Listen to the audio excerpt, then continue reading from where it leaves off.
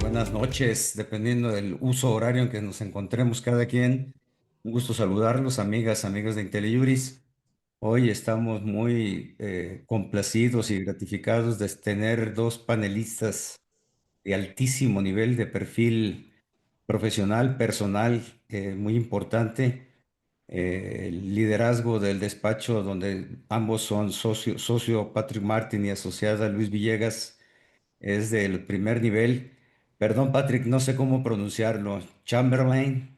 Chamberlain, sí. Chamberlain es el nombre fácil El nombre de... y Erdlicka es el nombre complicado. Muy complicado. Empezaron ellos nada más para saber en el año 1965, saliendo el Department of Justice Tax Division desde Washington, y eso es cuando formaron Chamberlain. Sí. Buenísimo, buenísimo. Pues es un gusto tenerlos aquí. Leo la reseña. Empiezo diciendo que Patrick Martin es un líder, abogado, fiscalista en Estados Unidos y en toda América, y en particular en México. Y de hecho está avecindado en Mérida, ya tiene algunos años ahí en Mérida, y tiene dos hoteles boutique que se los recomiendo mucho. ¿Por qué no nos das los nombres de los hoteles, Patrick? Bueno, son hoteles de mi señora y ella dedica de todo esto. El más viejo es el Boutique by the Museo, enfrente del Museo Palacio Cantón. Y el más nuevo, de como 2020, es el Treehouse. El orgulloso para mi señora es recibió el primer calificación de Michelin en Órale. este hotel el año pasado. Sí. No, bueno. Y luego Patrick, en su despacho, en la compañía de luz, tienen un evento anual en Mérida que se los súper recomiendo. Ya pronto saldrá la publicidad del siguiente evento. No se lo pierdan, de veras que es un gran, gran evento. Presento a Patrick, tiene un currículum muy fuerte, muy profundo. Es abogado por la Facultad de Derecho de la Universidad de San Diego, donde fue becario de Thomas More. También estudió Derecho Internacional en la Escuela Libre de Derecho de la Ciudad de México. Es más o menos en los años en que yo tuve algún contacto inicial con Patrick. Es escritor, conferencista en temas de fiscalidad internacional. Ha sido nombrado Best Lawyers in America desde 2015, en Top Lawyers por San Diego Magazine desde 2014 y en California Super Lawyers. Eres un super lawyer, Patrick, me consta, de 2000, 2007 y 2019. Y bueno, incluye el premio al alumno distinguido en la Facultad de Derecho de San Diego, el premio D. Judson Klein del Colegio de Abogados del Estado de California, y bueno, pues socio líder en Chamberlain. Y Luz Villegas es una abogada mexicana también con una trayectoria muy sólida en despacho con Matt Patrick, apoyándolo en temas de fiscalidad internacional. Luz es licenciada por la Universidad de CETIS de Mexicali, Baja California, orgullosamente cachanilla, con los más altos honores. También recibió el título de licenciada en Derecho de la Facultad de Derecho de la Universidad de San Diego, con mención cum laude, así como una maestría en Derecho Fiscal. Pues es un gusto tenerlos aquí con nosotros, Patrick. Yo ando de suétercito porque aquí en la Ciudad de México es un comentario un poco sangrón, pesado, antipático. Aquí está lloviendo y hace frío, ¿no? Entonces, por eso ando así con suéter. Pues bienvenidos, el foro es de ustedes, Patrick. Es un gusto tenerlos. Yo aquí voy a estar presente escuchándolos y aprendiéndolos en un tema que en México está pasando de noche. Lo único que prestamos atención es al impuesto del 3.5% de las remesas. Todo lo demás que va a tener un impacto en términos de aprobarse por el Senado, bueno, y en su momento también en caso de que regrese por los congresistas, pues va a tener un peso importante en las dinámicas comerciales, industriales de los contribuyentes de Estados Unidos y por lo tanto ya en el caso de México se verá reflejado acá. Pero el foro es de ustedes. Adelante, Patrick. No, súper, gracias, agradecidos todos, Luz y yo, y bueno, todo nuestro equipo fiscal que tenemos dedicando del temas impuestos internacionales. Como tú sabes, Luis, hay varios. y también otros abogados mexicanos, orgullosamente, quien también ha estudiado como Luz impuestos en los Estados Unidos. También un colombiano tenemos en el equipo, aparte de todos los otros. Pues es un grupo súper bonito para trabajar y ejercer y enfocar en este tema fiscal que es desde, ya tengo como 33 años, creo, como abogado fiscalista y dedicando en esta área.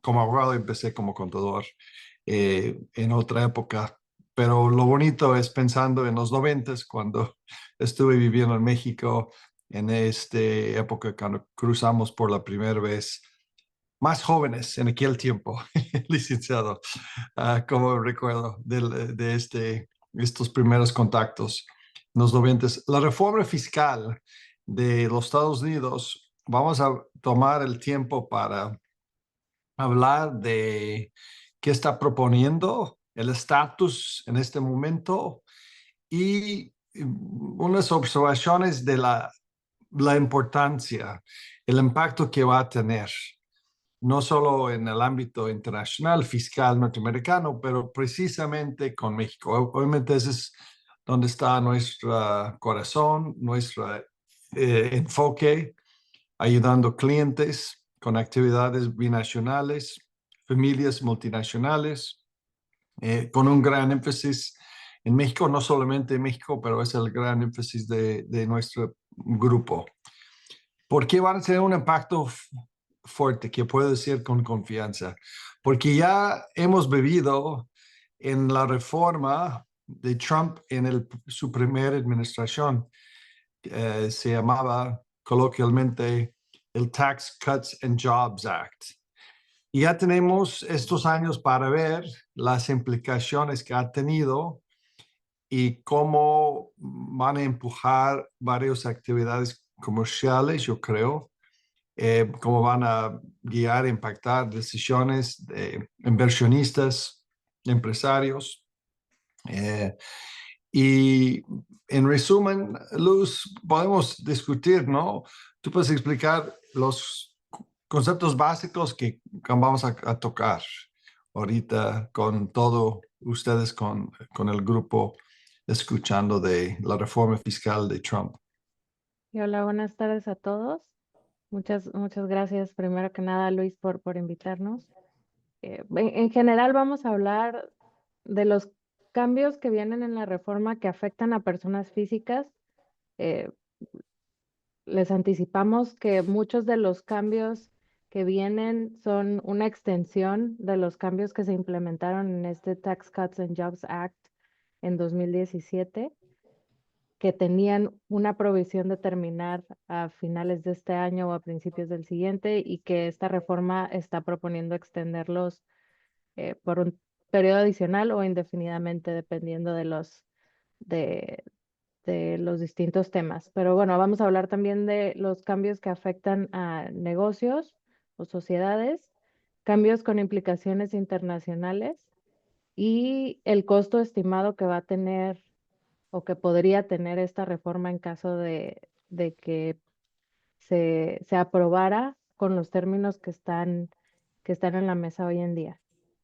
Patrick, no sé si quieras hablar de este Sí, tema. bueno, pero antes que brincamos esta lámina, una de las grandes diferencias entre los Estados Unidos y México, y no solo Estados Unidos y México, pero también en un sentido con casi cualquier otro país, es cómo se puede y cómo tenemos en los Estados Unidos una tradición, vamos a decir, de generando y operando con déficits. Y déficits que creo yo es más para expertos como economistas. Por ejemplo, tal vez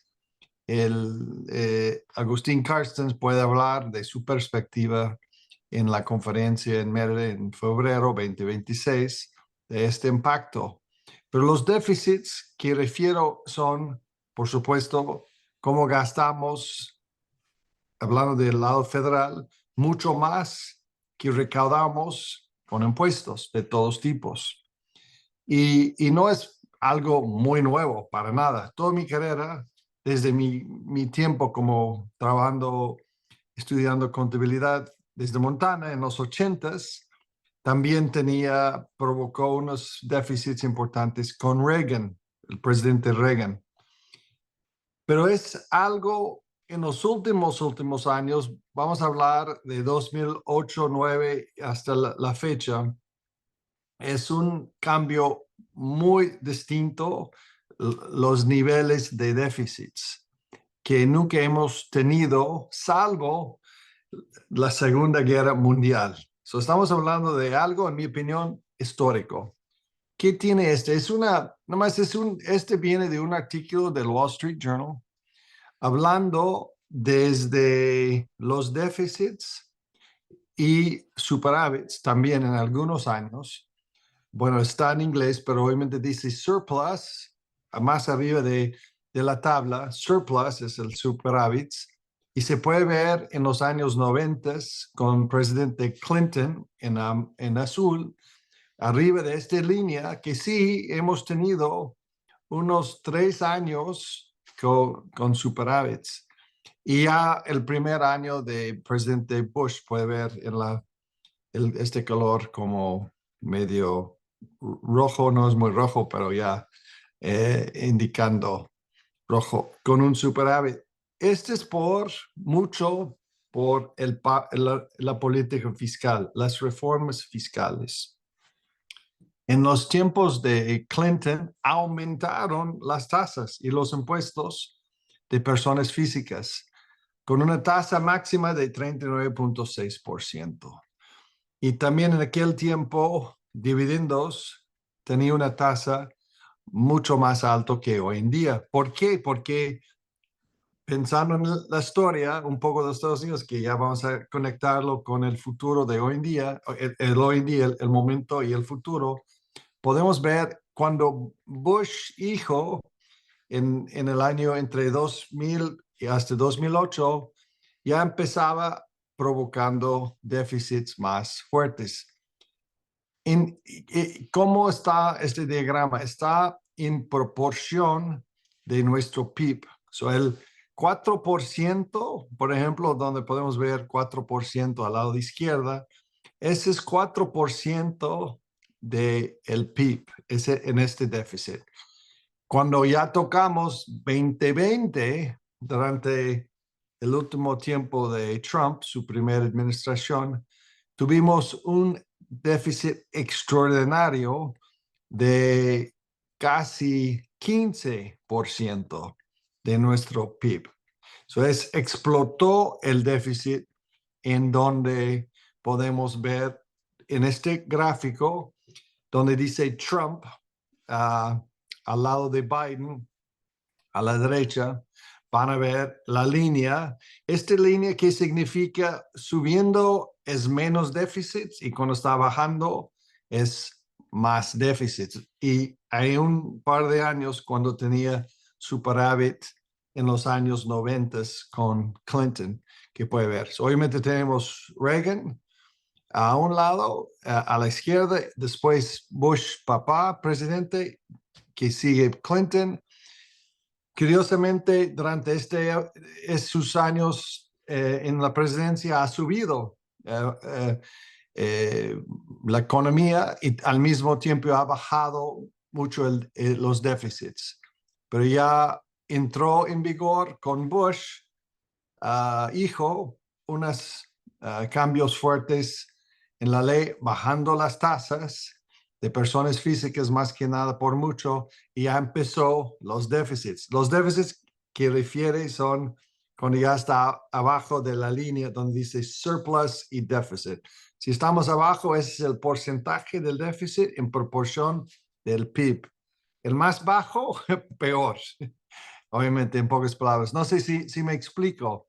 Es medio raro el gráfico del Wall Street Journal. No, está clarísimo, Patrick, clarísimo. Oh, ok.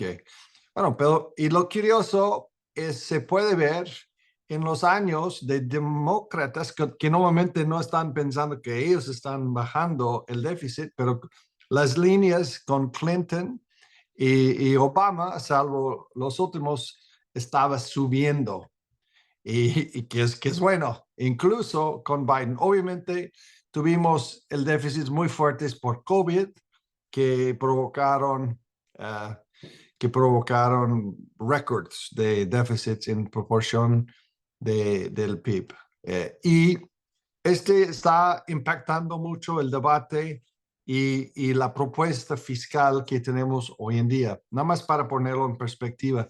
Y tal vez podemos identificar la lámina, creo que es la lámina número, vamos a ver, el 20, y tenemos una lámina que es más fácil para ver históricamente los déficits de los Estados Unidos históricamente desde la Segunda Guerra Mundial. Este gráfico que tiene es el porcentaje de todo el déficit en proporción de todo el PIB. Y en la Segunda Guerra Mundial hemos llegado de 100% de el PIB como el déficit. Se puede ver aquí la Segunda Guerra Mundial a la izquierda en los años después, en los años 40 y ya después de la guerra, obviamente empezaron con muchos gastos fuertes por la guerra, por eso aumentó el déficit en proporción del PIB. Y se noten que ha bajado hasta los 80s, y este es cuando Reagan, en el año 86, con el Tax Reform Act, bajó muchísimos los impuestos de personas físicas y personas morales. Y ya empezábamos en aquel tiempo subiendo otra vez el déficit, no tan rápido, pero ya se puede notar los años de Clinton cuando empezaba bajando otra vez. Pero ya en los últimos 25, no, perdón, desde 2000 empezábamos con el déficit, pero desde 2009 y 10, ese es cuando pegó el crisis financiero. Y ese es cuando ya el gobierno empezó gastando mucho más y ya empezaron aumentando el déficit. ¿Por qué es tan importante en números? Un ejemplo muy básico. Hoy en día, por la primera vez en la historia de los Estados Unidos, el costo, nada más el cargo de intereses, es más que pagamos por intereses que pagamos por todo el presupuesto de defensa, que es por el militar de los Estados Unidos es un gasto enorme, pero ya estamos pagando más en intereses por la primera vez en la historia que estamos gastando en todo el presupuesto de nuestro ejército. Este va a tener un impacto muy, muy importante. Y ya estamos aquí al lado más izquierda. No sé si tienes algunas observaciones, No, licenciado. está perfecto. El déficit es el déficit que se tiene, es equivalente a la cantidad de deuda que se contrata por el gobierno de Estados Unidos. Esa deuda genera intereses. Exacto. Solo los intereses, no el pago de la deuda, solo los intereses representan una cantidad mayor a todo el presupuesto del ejército para el año en curso, ¿no? Sí, esa es la primera vez en la historia que hemos llegado a este punto. Ya ese es para ponerlo en perspectiva, porque en teoría muchas personas prefieren que ya pueden empezar controlando el déficit.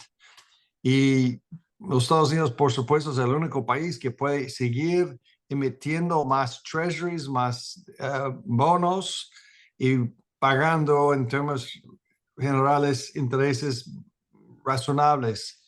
Hoy en día el 30-year treasury es de como 5%.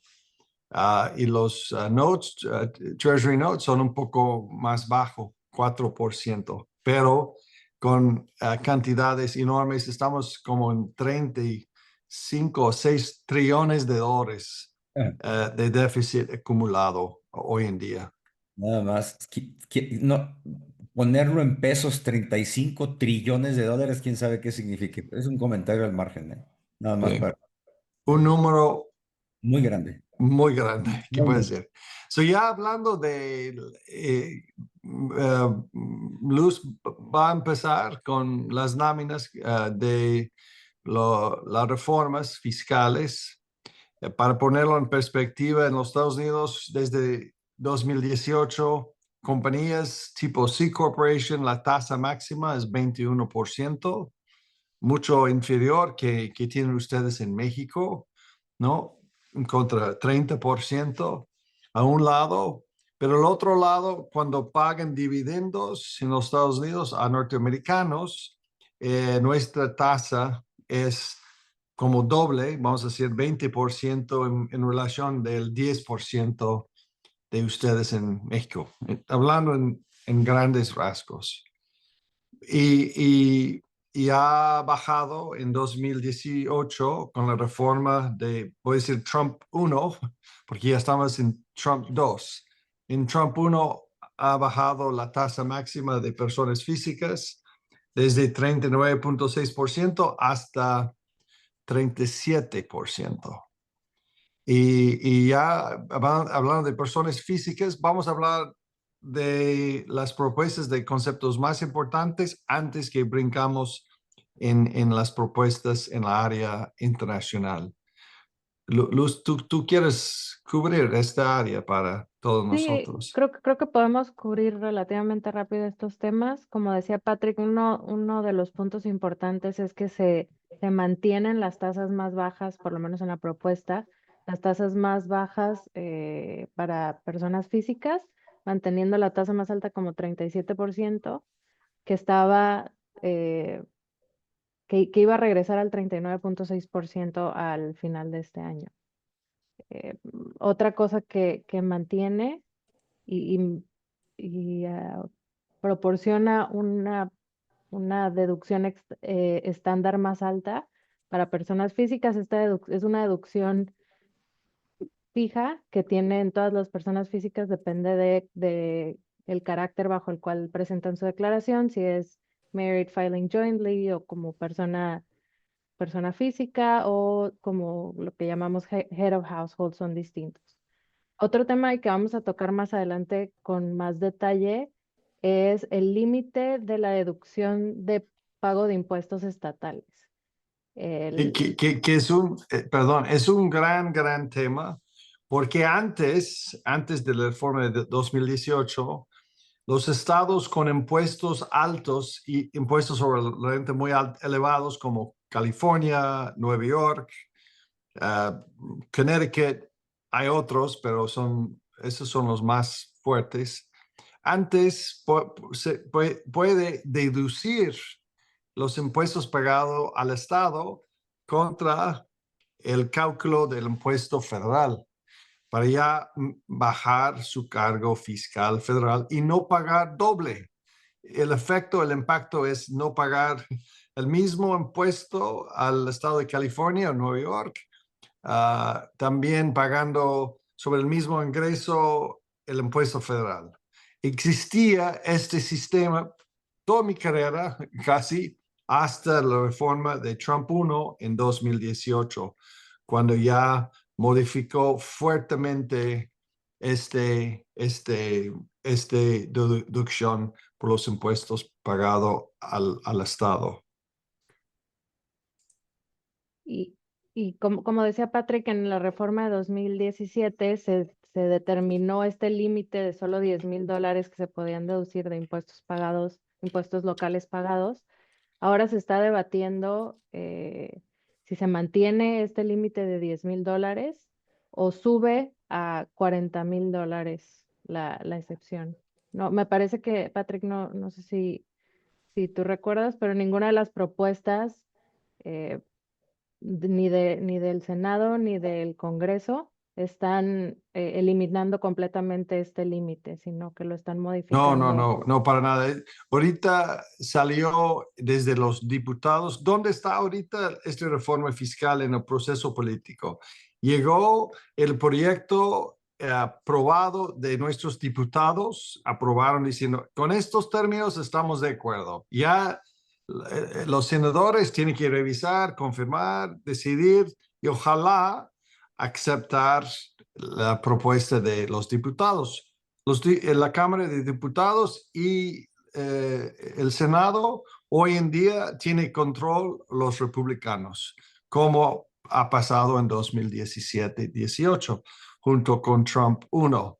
Hoy en día tiene control, no tiene mucha extra diputados a su favor, pero ya pasaron en los diputados.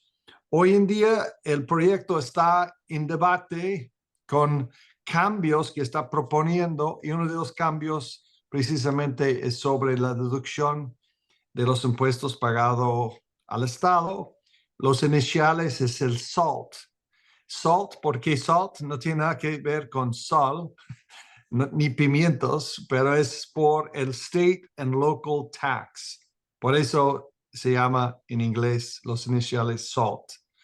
Esta propuesta, que el último que vi es de $50,000 subiendo, pero es un gran debate. Por supuesto, los representantes de estados con impuestos altos, como California, están diciendo necesitamos más deducción. En vez de 10, queremos 50,000. Antes no tenía límite, pero otros estados como Texas, y Luz y yo tenemos muy buena experiencia en los dos estados, porque empezamos nuestras carreras en California, del lado norteamericano, y ya en Texas, estamos en Texas. No hay ISR en Texas, y en como 5 o 6 estados, Florida, Texas, Nevada, Alaska, hay un par de Wyoming. otros, Wyoming, son los principales. No hay impuestos sobre la renta para personas físicas, entonces no se pagan impuestos. Y para ellos no importa esta deducción porque no está obteniendo ningún beneficio las personas viviendo en sus estados. Pero también otro, yo creo que algo interesante de capturar cuando Luz habla de tasas, nuestras tasas son progresivos, pero lentamente progresivas, en el sentido que llega a la tasa máxima, que hoy en día es 37%, cuando tiene muchos ingresos. Una persona, bueno, cónyuges, por lo menos, cuando tiene ingresos relativamente fuertes, puede pagar o puede estar en una tasa de 12%, nada más, o menos la tasa efectiva, porque es una tasa progresiva mucho más lento que en México. En México es casi llega rápidamente a la tasa de 35%, mucho más rápido que llegamos a la tasa máxima en los Estados Unidos. Nada más para ponerlo en perspectiva. Bueno, esas son otras propuestas. No sé si tocaste este tema de la deducción estándar. Sí, sí, ya. Luis, no sé si querías comentar algo, estás en mute. No, que está muy claro y muy interesante lo de los impuestos locales, ¿eh? Yo no lo había entendido, lo leí, pero no había captado. Muy interesante. Y sobre todo que no tenía el antecedente que antes de 2018, 17, 18, no existía límite. Ese es un dato que yo no tenía claro, ¿no? Si no existía límite, era una limitación mínima, pero no como tope, como entró en vigor en 2018. Y curiosamente, políticamente hablando, los estados como California y Nueva York, muy fuertes económicamente hablando, con mucha población, pero son muy contra en las elecciones, hablando en los resultados de las elecciones, muy contra de Trump en las dos elecciones. Entonces, él no tiene mucho gusto en ayudando residentes en Claro. estos estados, diferente que en Texas o en otros estados donde está más fuerte los republicanos. Hay un dinámico muy importante político sobre este tema. Sí, muy Bueno, interesante. Adelante, Luz, con las propinas. Sí, bueno, este es otro tema que seguramente que se ha escuchado mucho en la prensa, por lo menos en Estados Unidos, que tal vez han escuchado, es una deducción temporal de cierto, una cantidad límite de ingresos recibidos por propinas. Y ahí, digo, viene con distintos puntos que se deben cumplir para que esta deducción o este ingreso esté exento, incluyendo que tiene que venir de una industria que tradicionalmente recibe o obtiene propinas, es decir, restaurantes, Vélez. hoteles, etcétera. Y viene con una limitante respecto a una vez que se llega a cierta cantidad de ingreso, que en este caso son $150,000, eh, únicamente el 10% puede ser de propinas. Ok. Y era una promesa de Trump en su campaña, este concepto que es nuevo.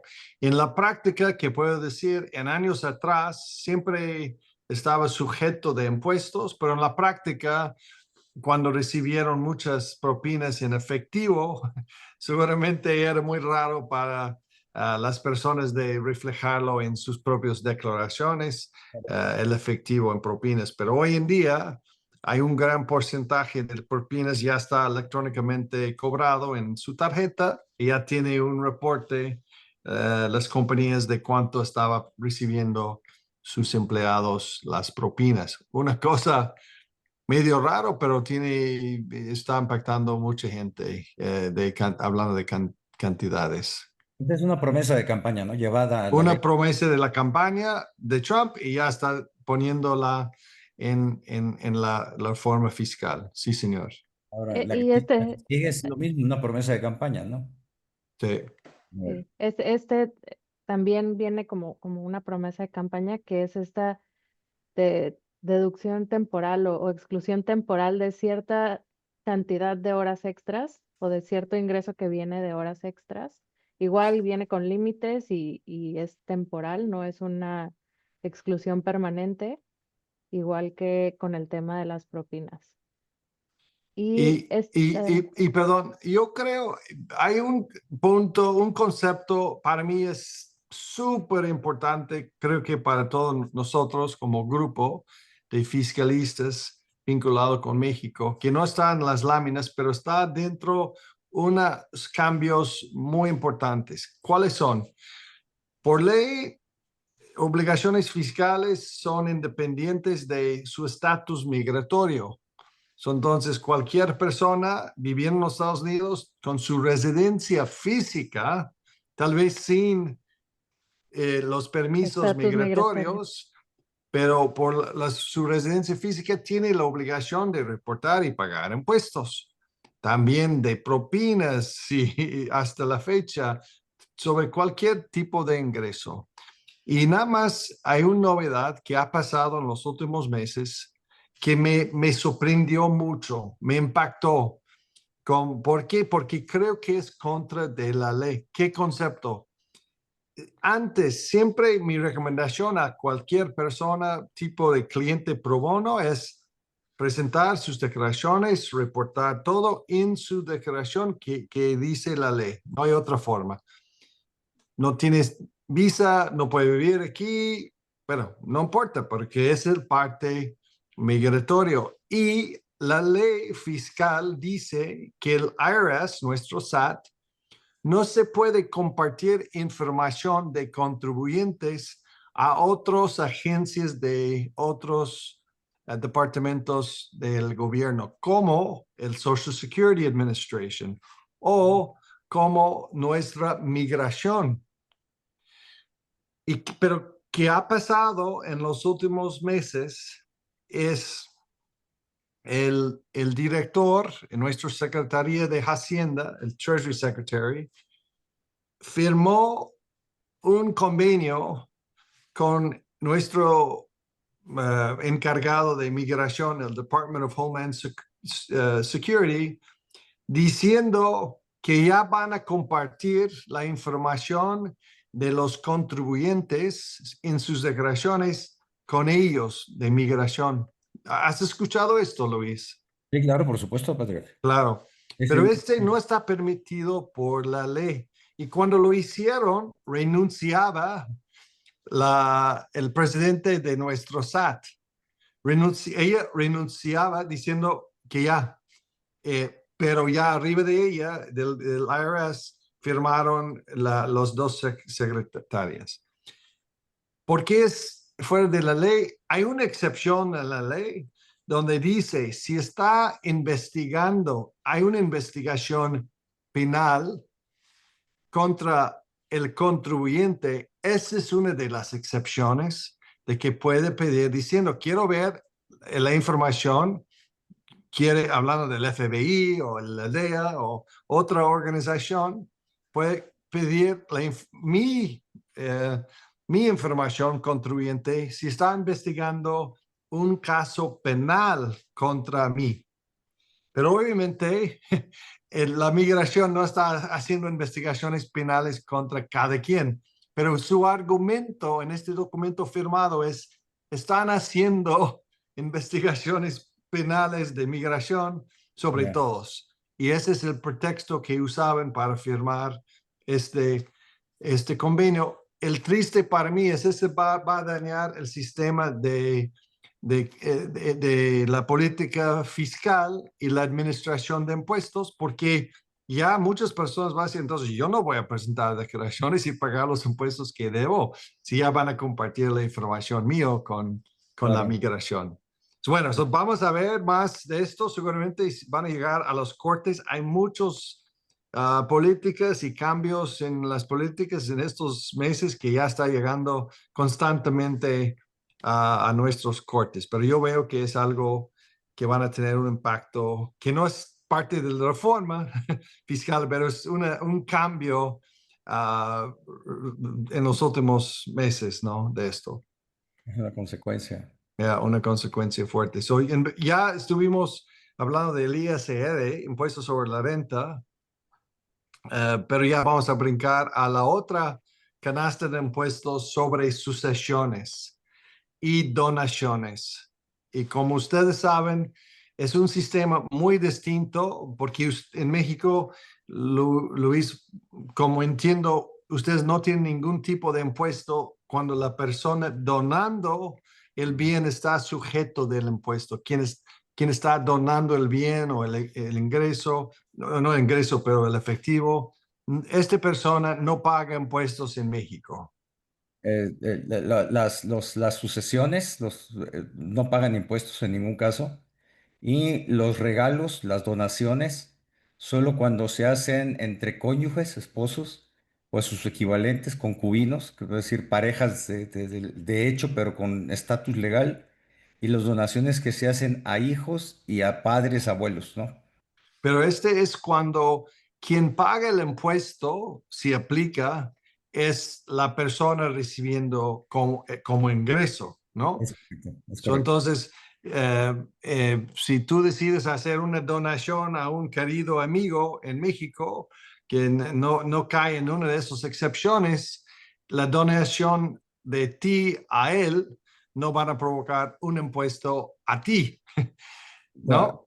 va a provocar a mi amigo Sí, él que recibe. tiene un ingreso Eh, para acumular el ingreso como sobre la renta. Es Pero la correcto. gran diferencia con este sistema que el sistema de los Estados Unidos es la persona recibiendo la donación o la herencia nunca acumula y paga impuestos en los Estados Unidos quien está recibiendo. Pero la persona donando o la sucesión transmitiendo los activos a través de la sucesión, ese es cuando tiene que aplicar y pagar los impuestos si están arriba de las exenciones en la ley. Por eso es un impuesto sobre la transferencia del bien. No sé, Luz, ¿hay otro punto para cubrir este tema antes que empezamos hablando de los números? Bueno, nada más entender que este impuesto, que es un impuesto americano, puede aplicar para personas que no están domiciliadas en Estados Unidos si tienen bienes que están situados en Estados Unidos. O el ejemplo más claro bienes inmuebles dentro de Estados Unidos. Un ciudadano mexicano, por ejemplo, que muere con una casa en La Joya o en la Isla del Padre, puede ser sujeto su sucesión va a ser sujeta a este impuesto. Órale. Sobre la sucesión, pero también si usamos el ejemplo, licenciado Luis Pérez de Hacha, tienes un departamento en Miami y tú dices, mi querido Patrick, quiero donar mi condominio en Miami a ti, Patrick. Yo no voy a acumular ni pagar ningún impuesto sobre la donación, pero tú como, bueno, pero no, vamos a decir, yo no soy residente de los Estados Unidos, yo no soy norteamericano, ¿por qué tengo que pagar un impuesto? Bueno, porque como explicaba Luz, es situada en los Estados Unidos y solo sobre estos activos paga, en este caso, el extranjero, el Luis Pérez de Hacha, sobre la donación cuando donó su departamento en Miami. Si también tiene un departamento en la Ciudad de México y me dona el departamento en México, obviamente no aplica el impuesto norteamericano sobre esta transferencia. De acuerdo. Está muy Sí, claro. Está muy, sí. Bueno, entonces, que podemos ver, es muy interesante para mí porque yo empecé mi carrera como contador en los 80s, hace muchos años, cuando tuvimos todavía más bajo la exención. Tenemos aquí en el año 98, hablando de una exención de $625,000. Hoy en día vamos a decir alrededor de 13 millones de pesos, ¿no? 13 millones de pesos por cada persona. Cuando hablamos de cónyuges, obviamente cada cónyuge puede aplicar esta exención, exclusión, diciendo 13 millones de pesos esposa y 13 millones esposo, juntos 20, estamos hablando de 26 26. millones de pesos. En aquel tiempo, en el año 98. Y estas son las exclusiones solo para ciudadanos norteamericanos o extranjeros como mexicanos viviendo permanente en los Estados Unidos. Si están viviendo permanentemente en los Estados Unidos, se puede aplicar estas exclusiones. Tuvimos 13 millones de pesos. Hoy en día, en 2025, tenemos casi 14 millones de dólares como exclusión para ciudadanos norteamericanos. Ha aumentado sumamente en estas décadas y no solo la exclusión, pero también ha bajado mucho la tasa. En aquel tiempo tuvimos una tasa de 60%, la tasa más alto sobre donaciones y sobre sucesiones, sobre el valor de los bienes, porque no tiene nada que ver con ganancia o ISR sobre el valor de los bienes. Pero hoy en día la tasa máxima es solo 40%. Entonces se puede notar 14 millones de dólares en pesos. Estamos hablando de como 280 millones de pesos, Ajá, ajá. más o menos. Ya estamos hablando de exclusiones muy altos y que no pega 98% de la población de los Estados Unidos. Solamente la gente rico, ¿no? Arriba en como 2% de la población, quien paga impuestos sobre sucesiones. Oye, Patrick, una pregunta, pero Luis, como residente en México, no tiene derecho a esta exención. Exacto, no tienes. ¿Qué tienes? Es la exclusión que tenemos hoy en día en 2025 y 2026 con la reforma. El mismo cantidad que tuviste en el año 72, cuando entró, hace más que 40 años. Y esta cantidad para extranjeros es solo $60,000. No, pues no. No es nada. Una casa, Estamos hablando, el condominio en Miami, no hay condominios en Miami ni cerca de $60,000. Entonces, este 60,000 es muy poco, muy pobre, y si no está contemplando las familias mexicanas con sus inversiones en los Estados Unidos, porque aplica personalmente de inmuebles, acciones de compañías norteamericanas son los principales activos situados en los Estados Unidos. Hay otros, pero los más importantes son inmuebles y acciones de compañías americanas. Este es un impuesto muy importante, ¿eh? Súper, súper importante porque es fácil, Luis, para un mexicano bien asesorado para implementar un plan de pagar cero, porque para extranjeros solo aplica a los activos situados en los Estados Unidos. Todos los otros activos en el mundo no se pega.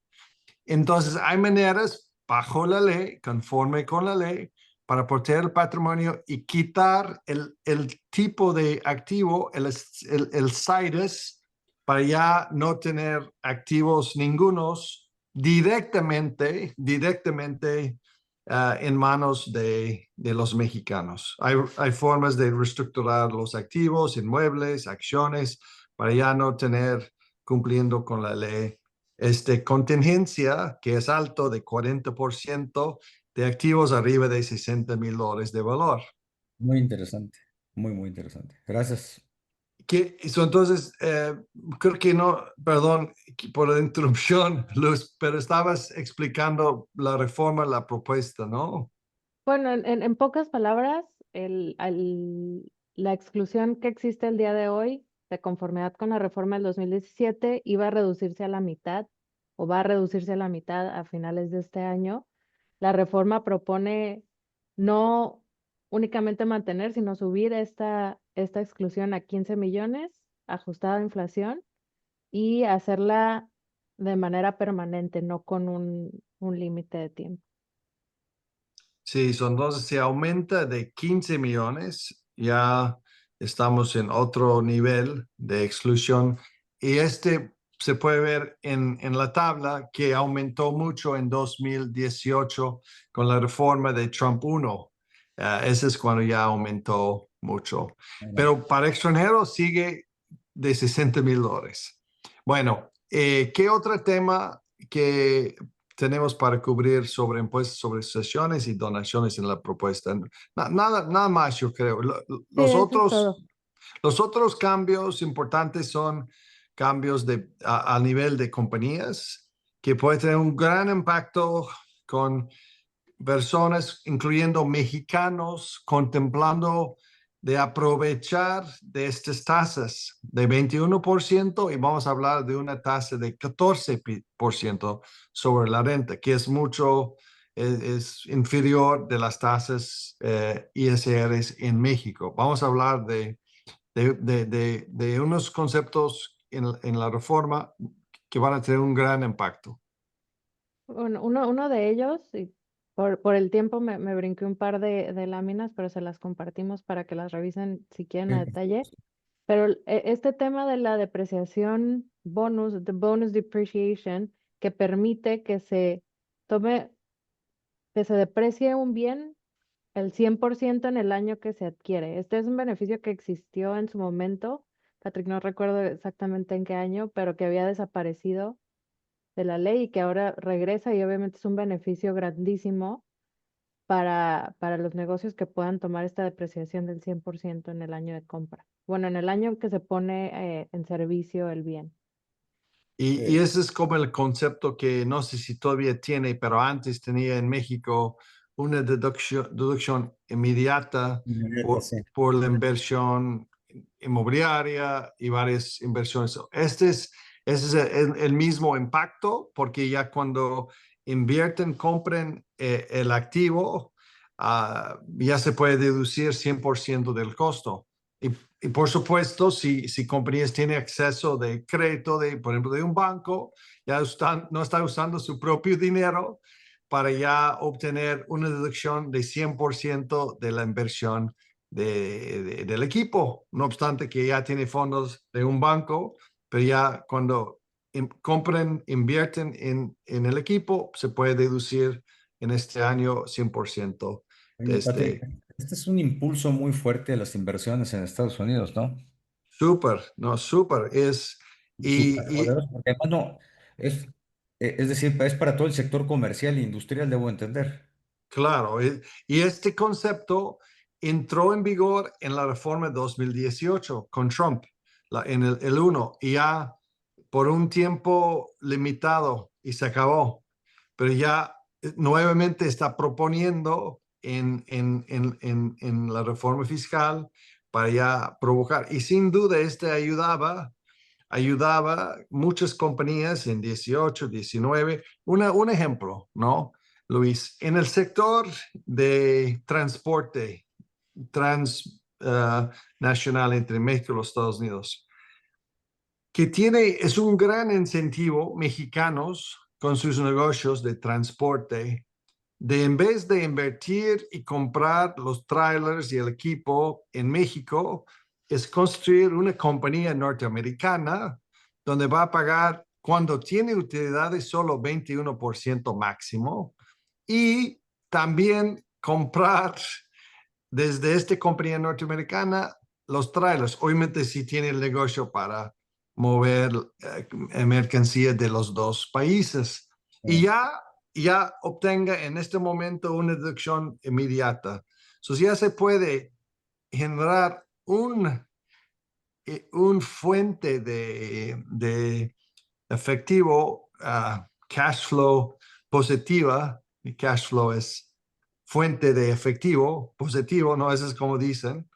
Ya la compañía, pero sin impuestos por la deducción inmediata. Ese es un gran beneficio para compañías y obviamente benefician las compañías invirtiendo en equipo y cosas que le gusten esta administración, obviamente, de Trump. Sin duda, esa es parte de su política. Ah, no, está muy fuerte, porque esto debe estar, lo veo yo ligado a lo que fueron los aranceles, ¿no? Es decir, Es a un lado, sin duda. Sí, ¿quién es el gran beneficiario de este concepto? Los norteamericanos, no los extranjeros, porque no dice aquí en este cláusula, pero para aprovechar de esta deducción inmediata, tiene que invertir en el equipo. ¿De dónde? En cualquier parte del mundo. Tal vez está comprando equipo de México, pero tiene que ponerlo en servicio en los Estados Unidos. eso está interesantísimo. Y se puede ya comprar equipo de México o de otros países, Alemania o una combinación, pero tiene que ponerlo en servicio físicamente en los Estados Unidos. No Wow. se puede comprar equipo en Indiana y ya asemblarlo en Nuevo León, en Monterrey y aplicar este concepto. No se puede. Tiene que ponerlo en servicio en los Estados Unidos. Bueno, esto sí hay que tenerlo en cuenta. No lo tenía yo registrado, esta depreciación inmediata. Pero muchos no tienen, la verdad es, hay gran oportunidades de planeación, Luis, para negocios multinacionales, binacionales con México, que no está aprovechando de la ley y la ley de cómo está hoy en día y de más probable que vamos a ver en un par de meses Yo creo ah, que con esta buenísimo. propuesta. Muy interesante, muy interesante. Ok, Luz, creo que vamos a tomar 10 minutos más. Está bien, Luis, No, ¿no? lo que gusta, el programa es de ustedes, el tiempo que gusten, Patrick. Está muy interesante esto, ¿eh? Ok. Ya vamos a brincar a reformas que impacta actividades 100% internacional, reglas muy específicas. Y el primer concepto de guilty, Luz va a hablar de esto, pero este entró en vigor en Trump 1. Y para la misma política, promover que las compañías, en vez de mantener sus actividades en el extranjero, es mover sus actividades comerciales a los Estados Unidos. Era el por qué tenemos el concepto de guilty. Y tú quieres explicar cómo es y la propuesta, Luz. Bueno, los cambios que vienen otra vez a impulsar el retener la inversión en Estados Unidos.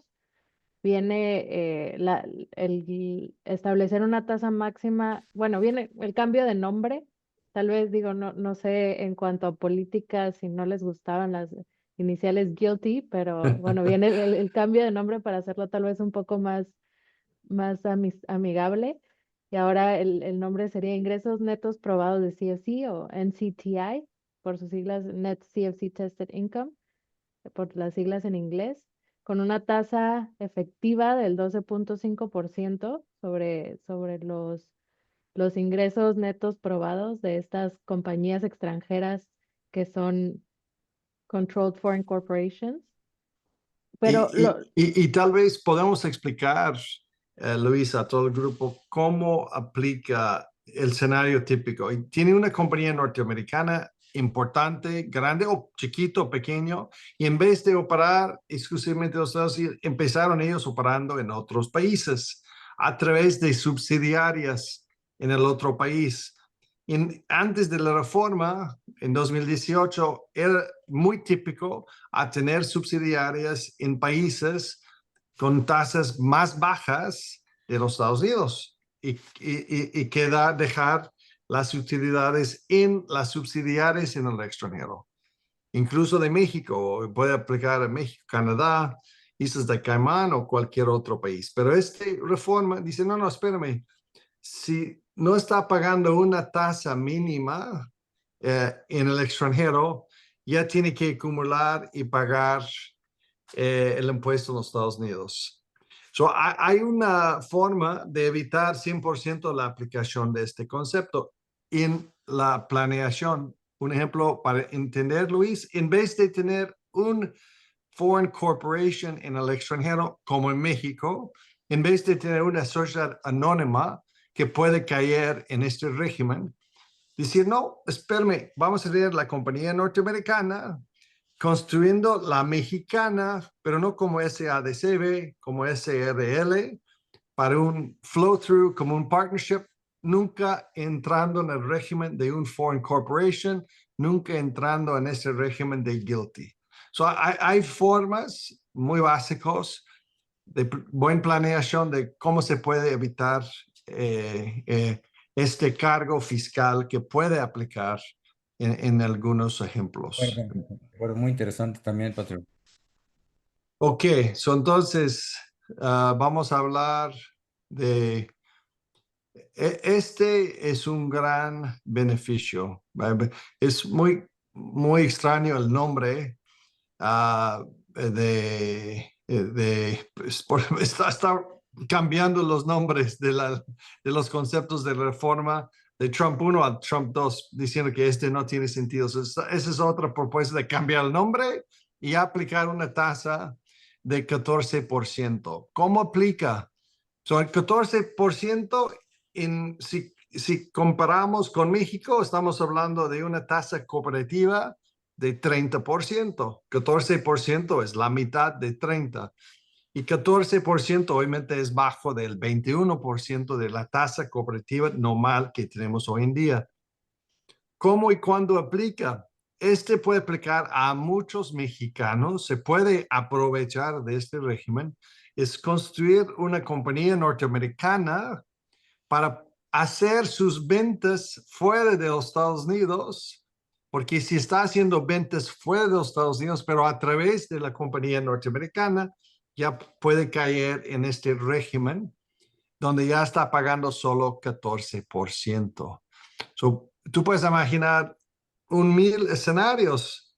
Estamos ayudando a varios clientes en varios escenarios de aprovechar de este régimen. Y antes estaba contemplando como estaba explicando, salir en 2026 a otra tasa, pero ya iba a subir la tasa.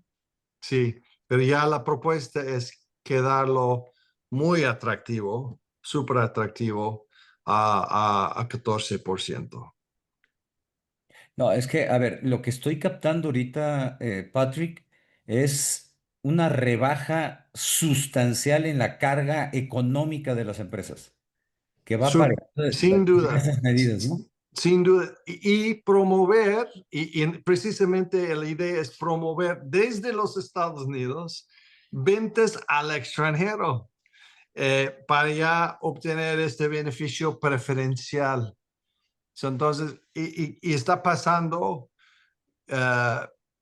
cambiando completamente el cargo fiscal de muchas compañías que antes se enfocaron en el mercado extranjero de ventas, o tal vez no tanto, pero ya con cuando saben que pueden pagar solo 14% sobre sus utilidades si venden al extranjero, ya hay muchísimas compañías que pueden aprovechar de este beneficio. Y el plan es dejarlo permanente.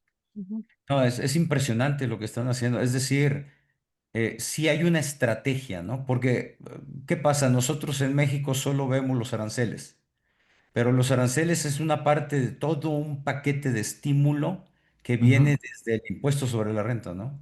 Sí.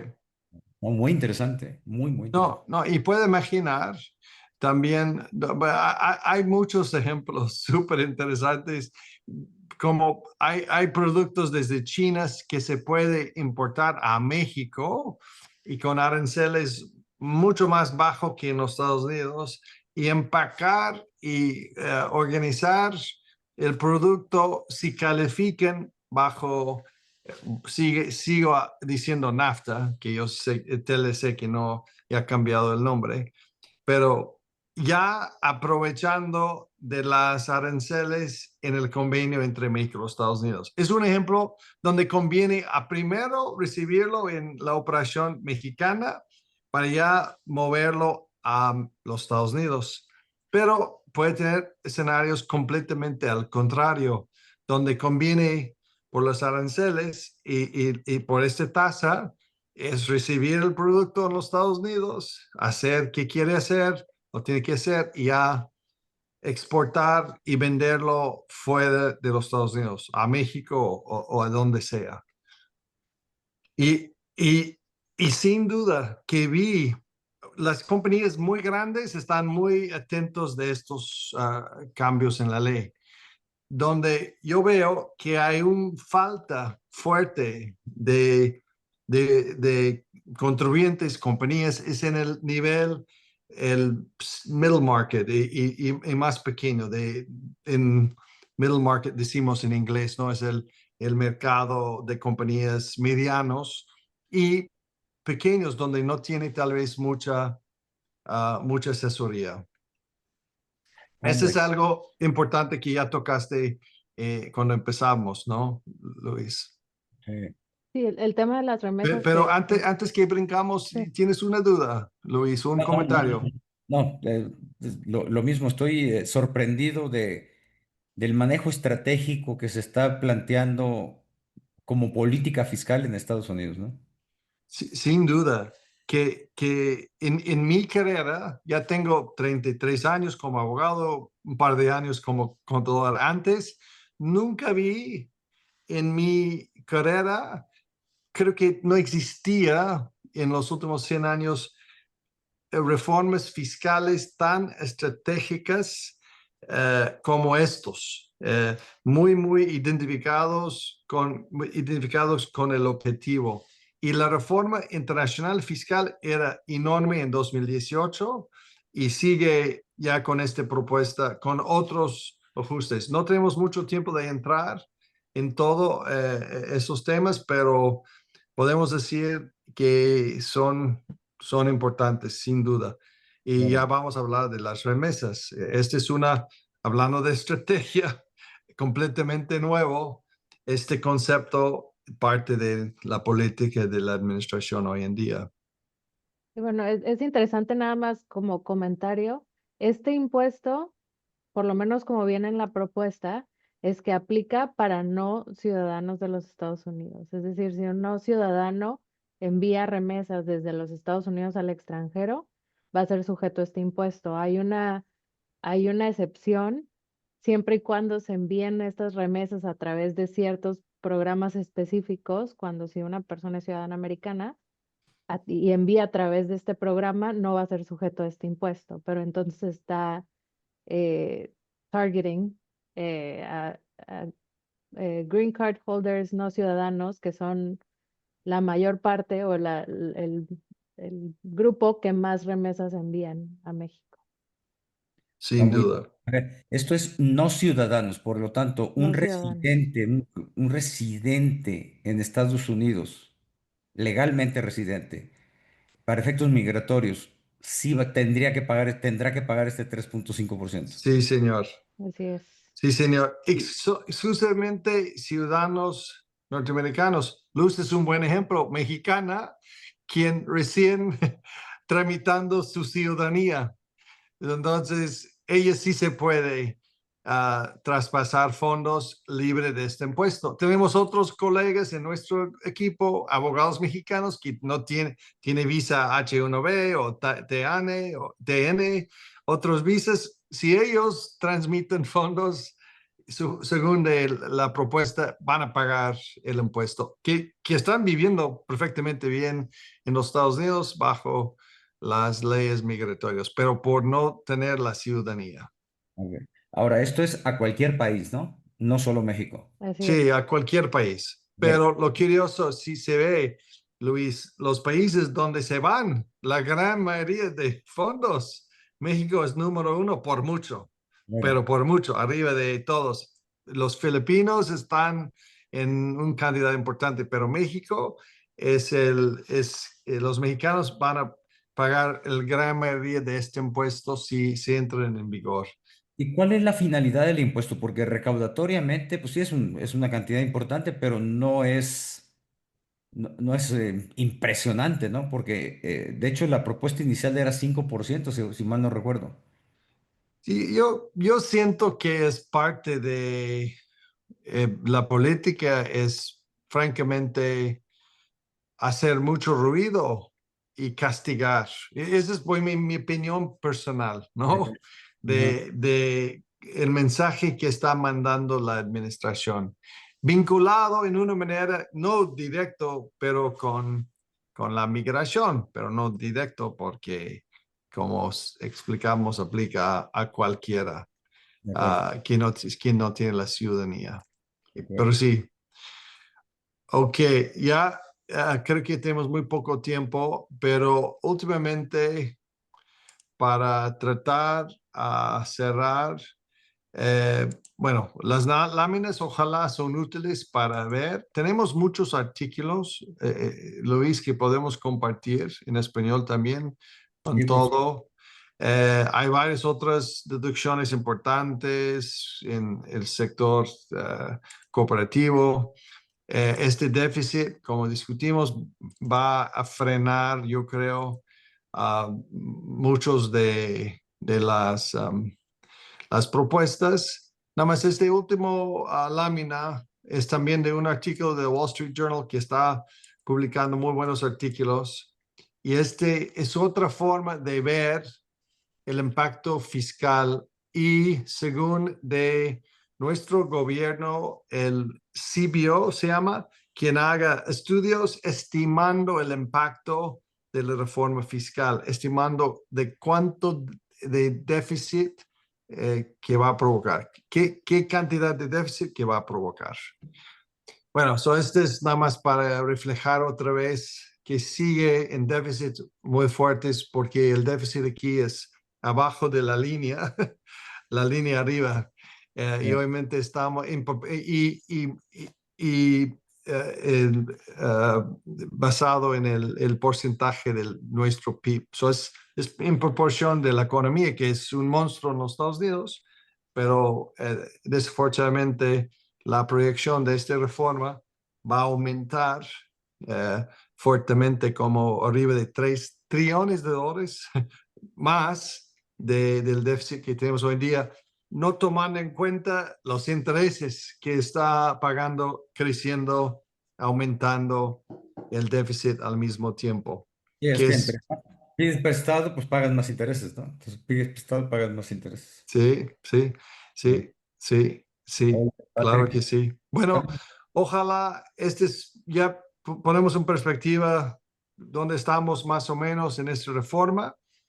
Si tengo que estimar, casi estoy seguro que van a entrar en vigor la reforma, tal vez con ajustes, no exactamente como tenemos hoy en día, pero sustancialmente reflejado aquí. Y tenemos una pregunta desde México, la Ciudad de México.